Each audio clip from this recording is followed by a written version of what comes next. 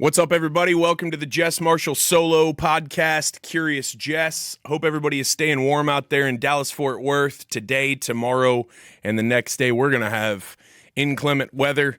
It's the end of Jan. It's the beginning of Feb. This is the way it goes in Dallas. And just remember what happened back in 2021, and let's avoid that for you this year. So best things you can do in your house right now to make sure you don't have burst pipes are identify the north end of your home.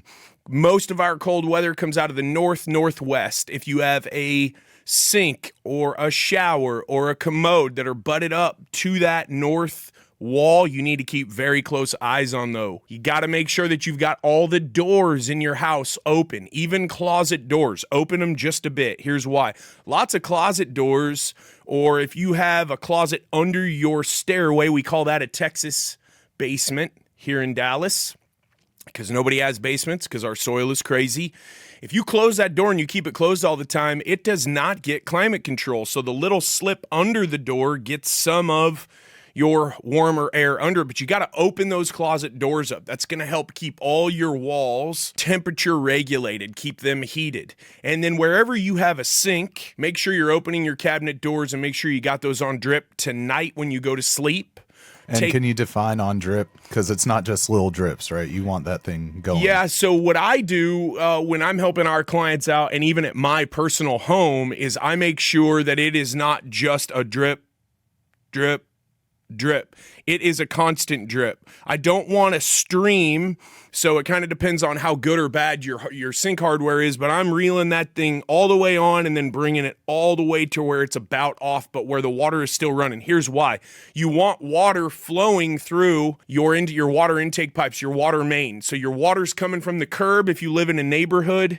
If you live on a well or on a cistern, it's a little bit differently, but you still want to be running your water, because standing water in a pond, let's say, or a mud puddle freezes really fast. But if you think about a river, a flowing river does freeze if it gets cold enough for long enough, but that flowing water doesn't allow the temperatures to work on just a standing body of water. So you want that water moving.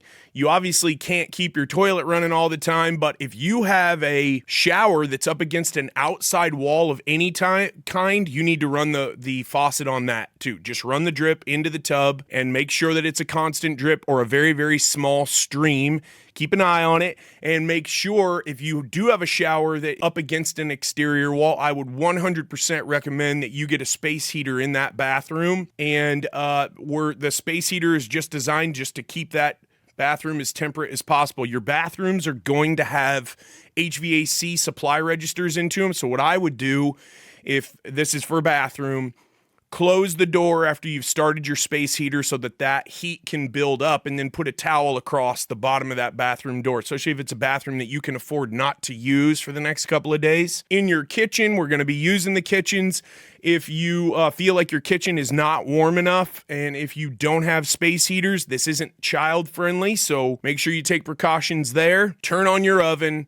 Open the door to your oven. Your oven is a huge, badass space heater. You can heat your kitchen with your oven. Open your kitchen cabinet doors under your sink and make sure you're dripping that at night as well. And then any other bathrooms you have, if you have a shop sink out in your garage, you need to be super cognizant of the fact that that could be a problem, because most garages in southern climates like Texas are not insulated the same way as the rest of the house is.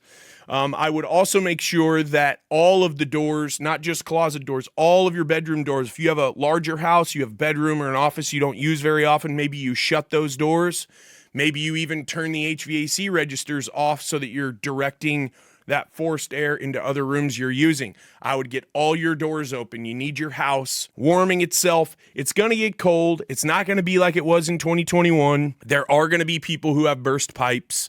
We do not build structures, homes, offices down in southern climates like Texas, like they do in Minnesota or in Washington State where I grew up, or in Ohio or Michigan or New York. Up north, everyone's insulating at a different level. Down here, the codes don't require it. I think they should, because insulating against cold also helps you in the summer when you're insulating against heat. If you have issues of any kind, you can always DM me at Jess from the Northwest, and you can always email me live at autographconstruction.com as well. I would be happy to help you. This is obviously very topical.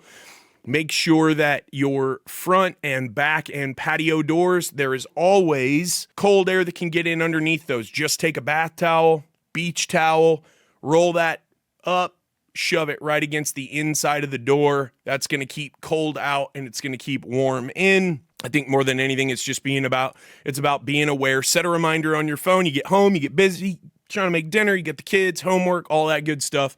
Make sure you leave everything on drip overnight. I think you'll be okay. But if you're not, you can get with somebody who's licensed and local anytime. And if I can't help you, I know a bunch of people who can. Reach out, Autograph Construction. Our team is on your side.